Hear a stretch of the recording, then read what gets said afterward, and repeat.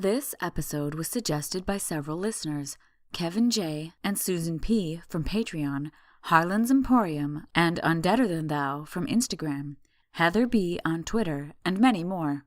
If you'd like to make a suggestion, you can do so on Facebook and Instagram at Morbid Curiosity Podcast, on Twitter at Morbid Podcast, and on our website, www.morbidcuriositypodcast.com. This episode contains discussions of the female reproductive system, sex, masturbation, misogyny, and religious persecution. If these subjects aren't things you want to hear about, you may want to skip this episode. Also, the themes touched upon in this episode are complex. Elements that might not have been contentious then are now. Therefore, discussing them and forming conclusions involves a level of objectivity which can be hard to achieve from a modern perspective. Please keep these difficulties in mind.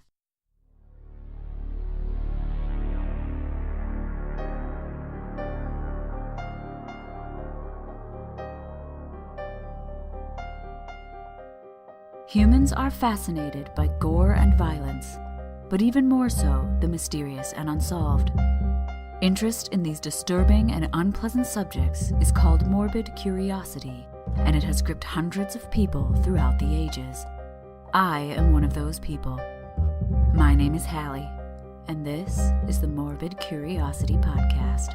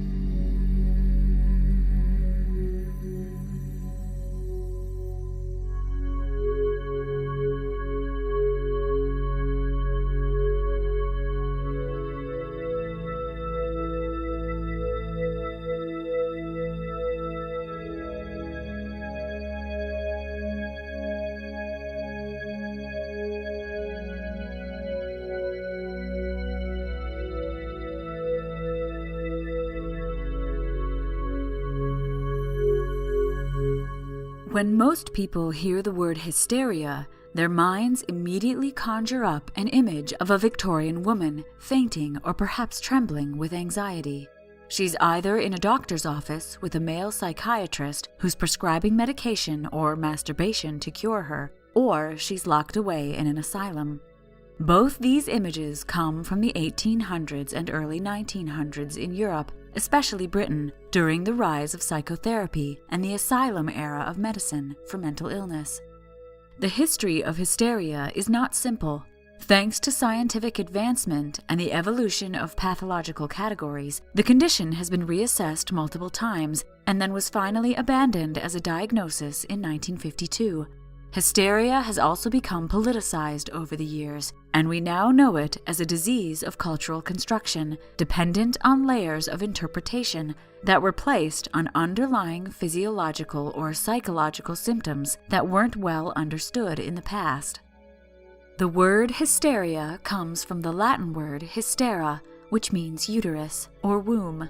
Hysteria has been used to describe a so-called medical condition of women, but has also developed many other meanings in the English language. Modern usage of the word includes mass hysteria, which means mass panic. When the term is applied to an individual, it means overly emotional or upset. When it's applied to a situation that has nothing to do with panic, it means the situation was very amusing. In social psychiatry, a hysterical contagion is when a group of people show signs of a physical problem, but the issue is actually due to a psychological or social situation. In this episode, we will focus on the so-called medical condition of hysteria, which had a variety of symptoms that often depended on the era in which it was diagnosed.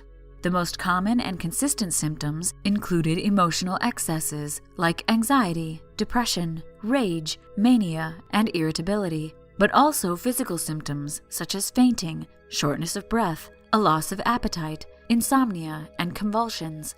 Hysteria was also applied to women who were sexually forward, women who didn't want to have sex, women who became angry, and women who, quote, had a tendency to cause trouble. As I said in the early Victorian asylums episode, hysteria is now considered a blanket diagnosis for several behaviors that deviated from the male-dominated social norms of the time, as well as many real conditions which have since gained their own independent diagnoses as forms of mental illness.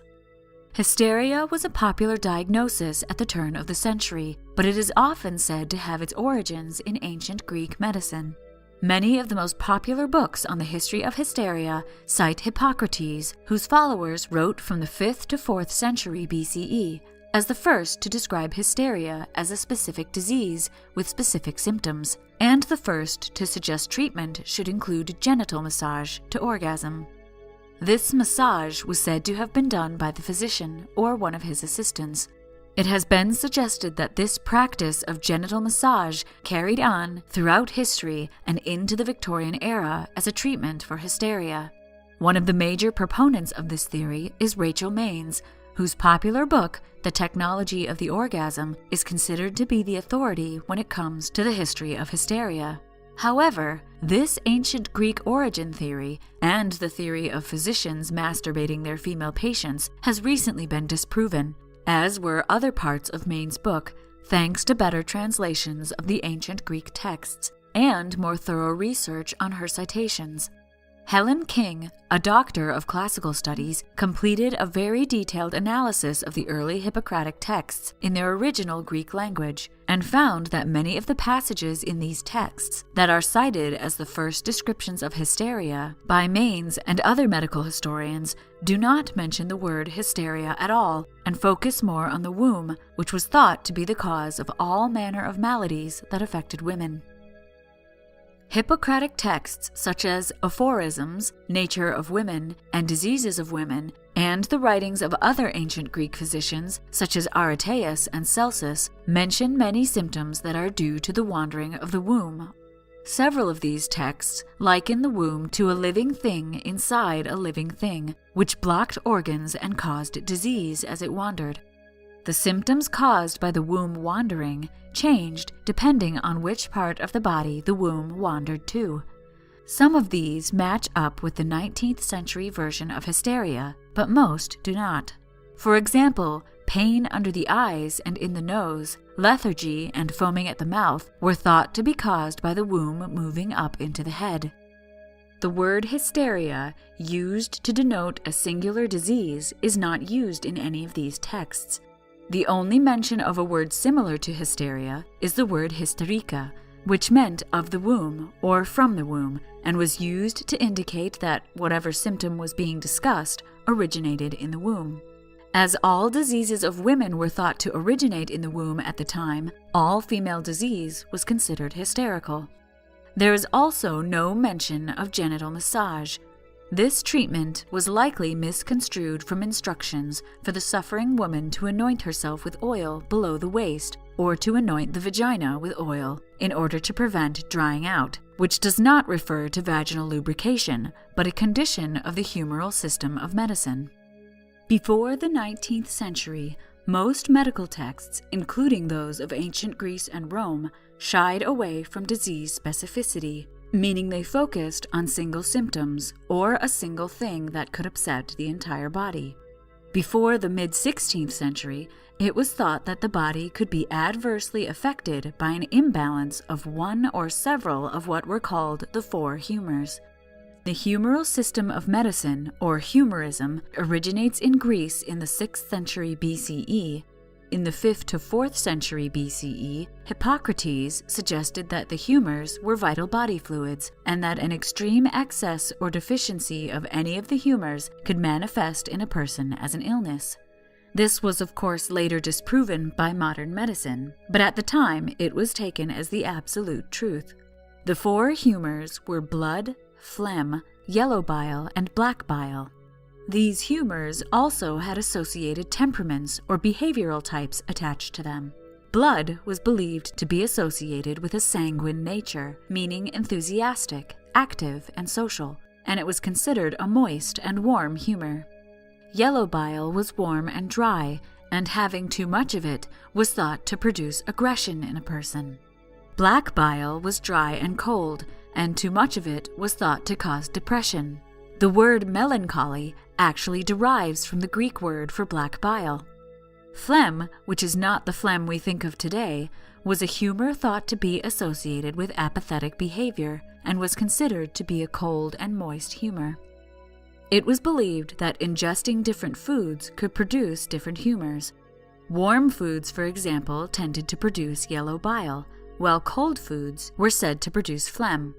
Seasons of the year, periods of life, geographic regions, and occupations were also thought to influence the nature of the humors. Therefore, disease could be caused and treated by a change in diet, environmental circumstances, location, or occupation. In this system of medicine, women were thought to be cold and moist, or phlegmatic, when their humors were balanced. Therefore, many diseases resulted from a woman's humors being too dry. This could be corrected by eating what were considered moist foods, or taking herbal medicines that added moist humors to the body. The womb was at the heart of all female disease, as it was something females had that males did not. What we know today as puberty, pregnancy, and menopause were not known at the time, but their effects on the body were linked to the presence of the uterus. Therefore, issues within the womb were seen as the cause of most diseases of females, both physical and mental. There was debate on whether the womb actually wandered in antiquity.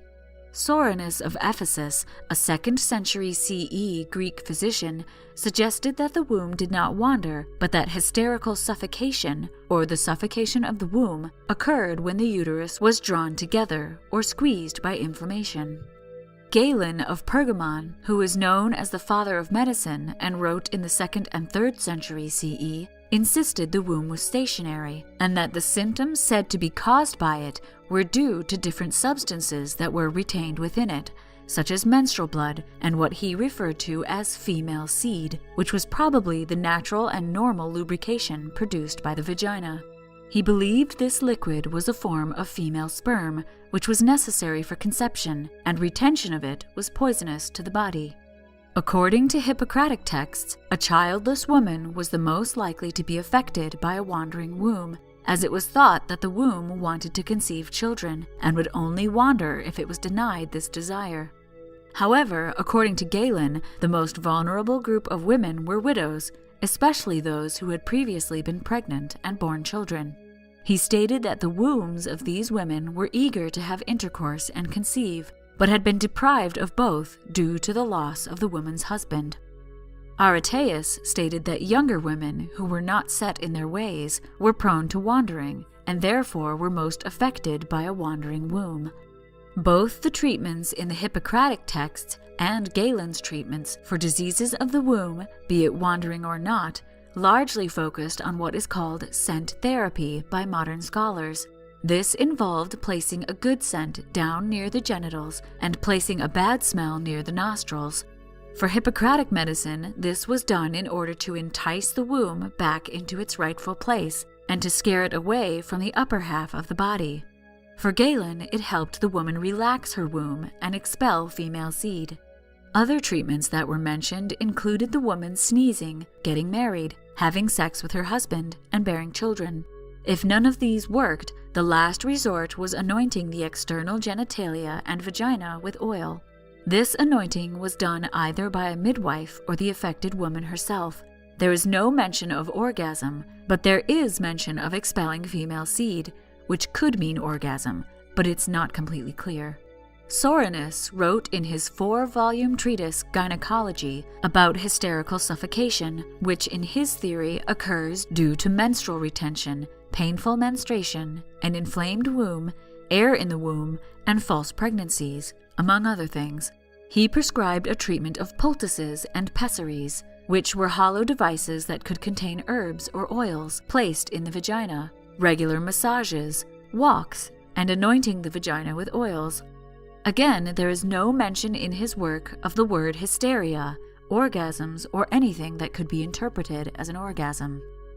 Celsus, a 2nd century Greek philosopher who also never mentioned the word hysteria, but spoke of a violent disorder of the womb, recommended bloodletting, a catch-all cure that spans almost as many centuries as hysteria is said to, cupping, which has come back into popularity recently, and regular body massage. In his work, On the Affected Places, which was a diagnostic treatise on the treatment of disease organized by body part, Galen told a story of a widow he met who was told by a midwife that her symptoms were due to her womb being drawn up, which is interpreted to mean flexed. Galen suggested, as I mentioned earlier, that this was due to the retention of female seed, which occurs when a woman is deprived of sex after having it regularly for a long time. The story goes on to say that the midwife told the woman to make use of the customary remedies to expel the seed. This phrase, customary remedies, is often thought to mean masturbation, but there is no explanation of what the customary remedies are in the rest of the text. Galen goes on to contest the midwife's remedy and recommend his own, which includes scent therapy. From this story of the widow, we also see another type of medical practitioner, the midwife. Midwives did more than just deliver children at this time, and had done so since long before Galen's time. The first mention of female birth attendants appears in ancient Egyptian papyri from between 1900 and 1550 BCE. In both ancient Greece and Rome, some midwives underwent training and were thought of as physicians of females. Let me know if you'd like an episode about the history of midwifery. It's quite an interesting topic. In Galen's On the Affected Places, which was later translated into Latin from ancient Greek, it appears the widow went first to the midwife for advice, and in his book, Galen is critiquing the midwife's advice. Unfortunately, it was not unusual for male physicians to critique midwives and other female medical practitioners, as at the time, females were seen as inferior to males.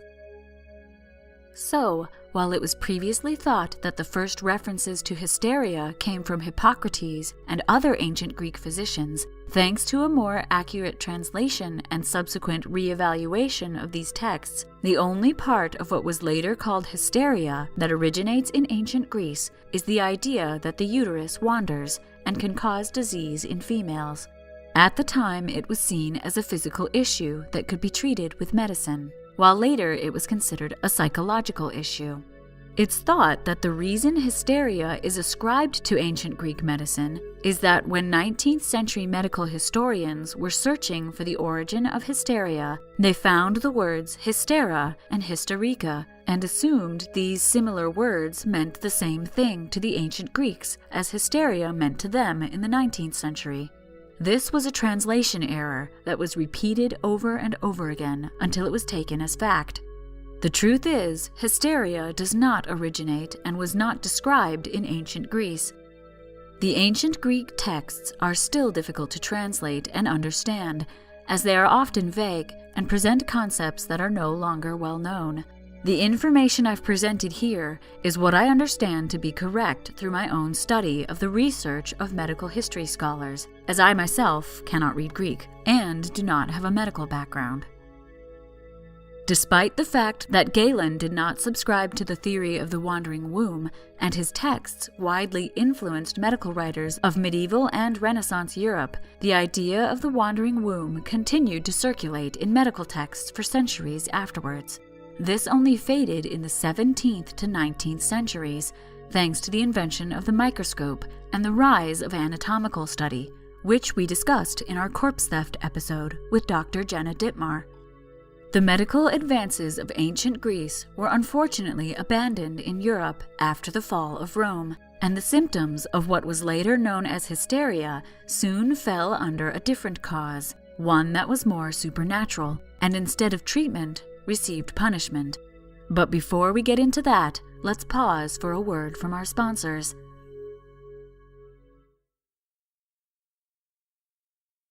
Our regular sponsor is Audible.com. Audible can provide you with interesting and engaging audiobooks. In fact, there are over 180,000 of them to choose from, which you can listen to on your iPhone, Android, Kindle, or other MP3 players. MCP listeners can get a free audiobook download and a 30-day free trial of audible.com by going to www.audibletrial.com/MCP. You can also find this link on our Facebook page and website. If you sign up for the free trial, you get a free audiobook that is yours to keep, even if you cancel the service as soon as you finish downloading it. And the MCP gets the funding it needs to keep bringing morbid history to your ears. So go get your free audiobook on us. Lastly, if you like this podcast, why not sponsor the MCP yourself by becoming a patron on Patreon? There are several tiers of patronage, the lowest being $1 an episode. With that dollar, you become eligible for several rewards, such as access to our patron-only feed and being entered in a monthly raffle. When you become a patron, it helps us keep this show going. If more people become patrons, we may even be able to eliminate the need for sponsors. That means no break in the middle of the show. If you'd like to become a patron, go to bit.ly/morbidpatron. That's bit.ly/morbidpatron, and you'll be directed to our Patreon page, where you can choose your rewards. You'll have our eternal gratitude. And now, back to the podcast.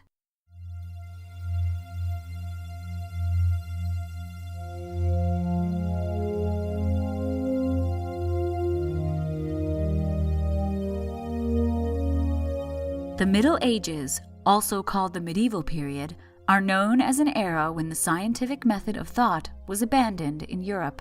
Religious beliefs in God and the devil replaced much of the medical reasoning of the past, and illness and disease were thought to be due to the influence of demons, Satan, and sin. This was due to the coming of Christian civilization, which caused a shift away from pagan beliefs and writings, which included these ancient medical texts. The Middle Ages are classified as beginning with the fall of the Western Roman Empire in the 5th century CE and ending in the 15th century with the rise of the Renaissance. During this long span of time, human disease that was unexplainable by the humoral system of medicine, which was still the main medical theory at the time, was often regarded as due to innate evil or original sin, bewitchment, or possession by the devil or demons. Those who were considered bewitched were pitied, while those who were possessed or blamed for the bewitchment were despised. Belief in witchcraft, as well as persecutions against it and crimes excused by it, were actually widespread in pre-Christian Europe. Throughout the medieval era, mainstream Christian teachings denied the existence of witches and witchcraft, condemning it as pagan superstition. However, the Church failed to entirely eradicate folk belief in witches. The fierce persecution of witches wasn't common in the first 1300 years of the European Christian era. The medieval church actually distinguished between white and black magic, where white magic was helpful and black magic was malevolent. In fact, folk practices of chants and incantations were often mixed with prayers to the appropriate patron saint in order to ward off storms, protect cattle, or ensure a good harvest.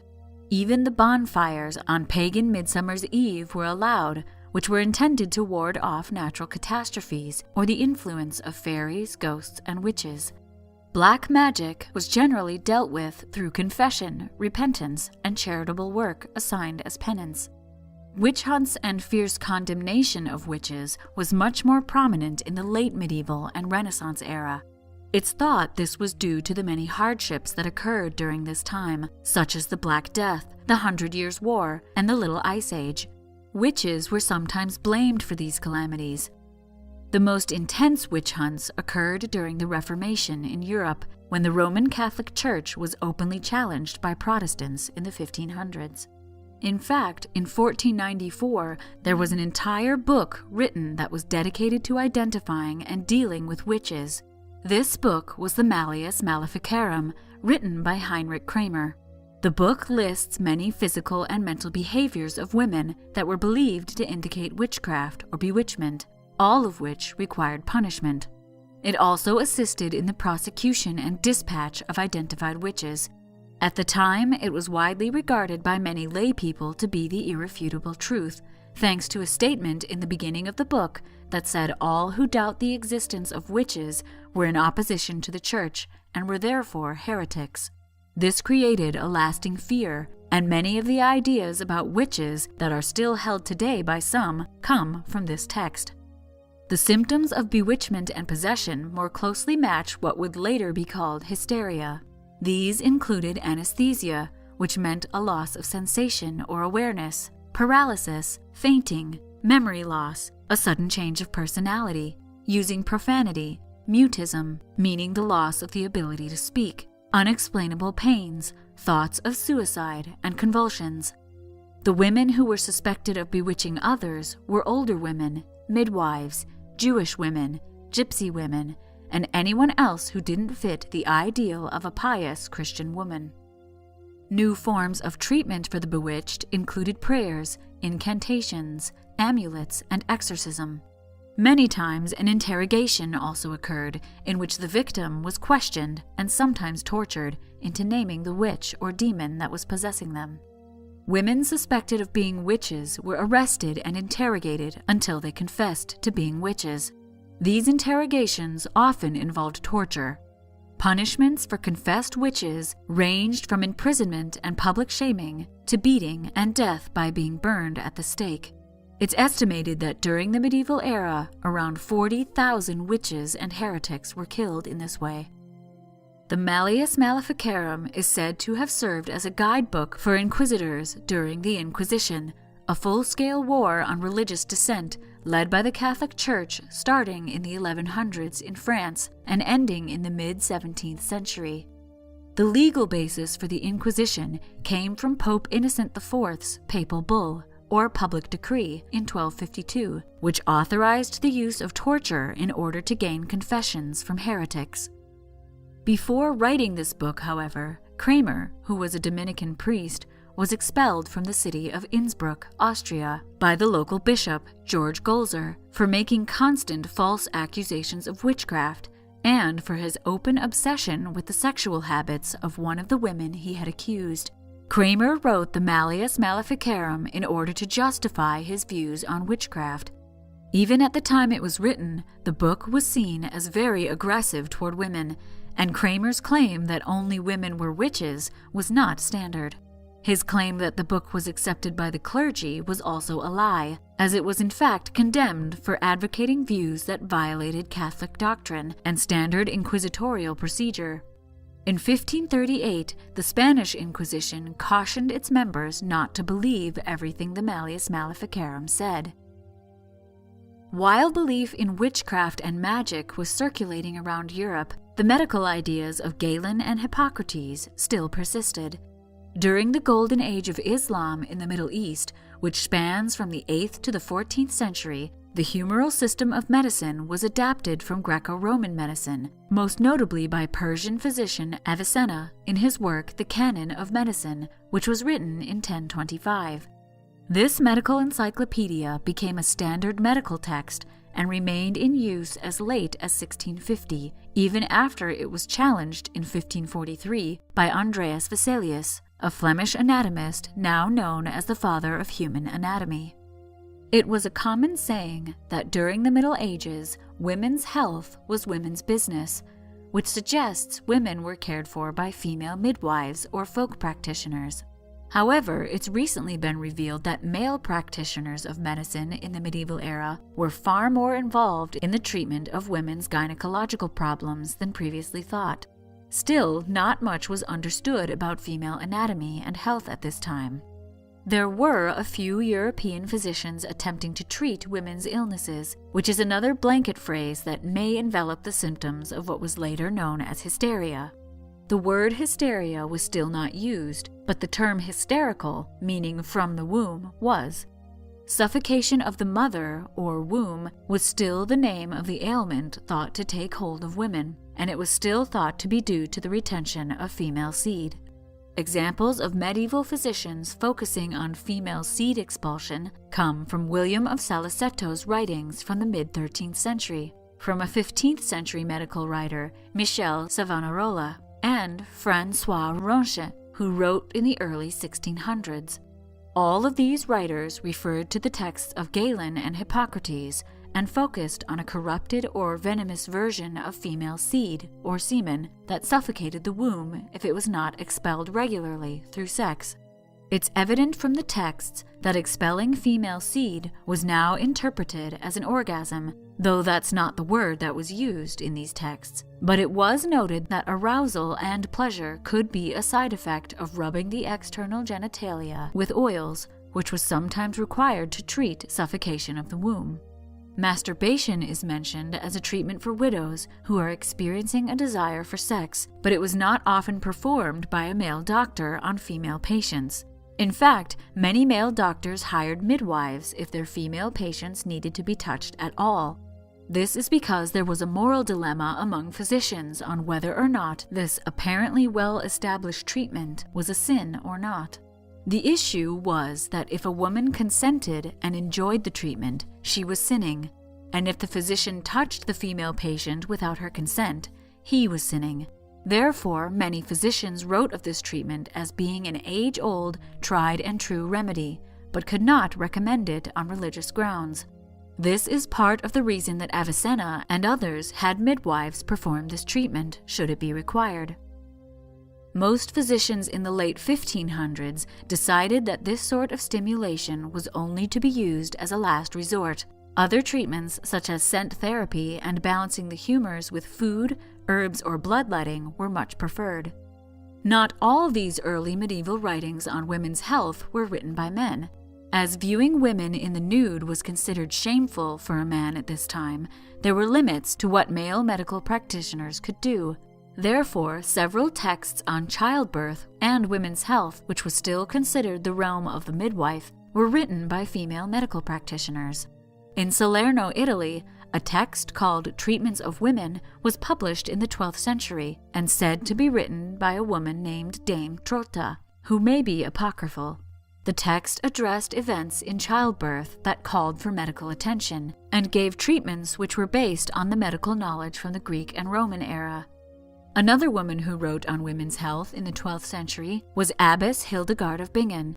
Her treatise, Physica and Causae et Curae, spoke about the many issues concerning women's health and contained valuable knowledge on the use of herbs as treatments, as well as observations regarding women's physiology.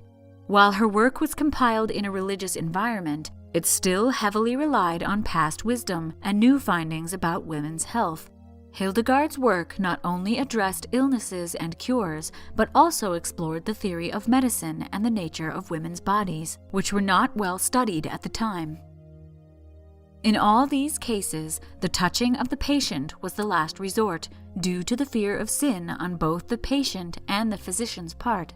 Scent therapy, marriage, sex with the husband, and childbirth were all recommended before masturbation or stimulation to expel female seed. By the 16th century, male physicians were becoming even more interested in female anatomy and health, and even started writing about what had previously only been passed down from midwife to midwife. Ambrose Paré, a French barber surgeon, wrote on the blossoming field of obstetrics. His pupil, Jacques Guimont, wrote an entire book on the practice of midwifery. They were both spurred on by the rise of the study of human anatomy. Thomas Sydenham, who was later known as the English Hippocrates, was a huge proponent of the Hippocratic system of medicine. In 1682, he published Dissertatio Epistolaris, which means dissertation on the letters, a work which largely featured treatments of smallpox and hysteria. This is one of the first instances in which the word hysteria is actually used to describe a singular disease of women. Sydenham described an enormous range of manifestations of hysteria, and was also one of the first to suggest that hysteria seemed to mimic all forms of organic disease, and that the uterus might not be the primary cause. Therefore, he theorized that hysteria might affect males as well as females, a theory that was not standard during his time or later. Western culture was transforming. Superstition, magic, and faith moved aside for reason, logic, and secularism. Hysteria was at the center of new debates on melancholy, nerves, gender, sex, and human culture. Hysteria began to take the form that would be the subject of psychoanalysis and other psychiatric theory for the next 200 years or so. But we'll save the early modern era for the History of Hysteria Part 2, coming out next time. Until then, I hope we've sparked your curiosity.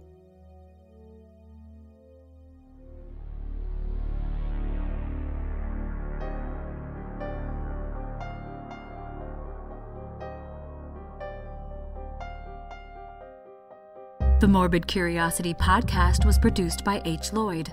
If you'd like to get in touch or suggest a morbid topic for me to talk about, you can tweet the show at Morbid Podcast or find us on Facebook and Instagram at Morbid Curiosity Podcast.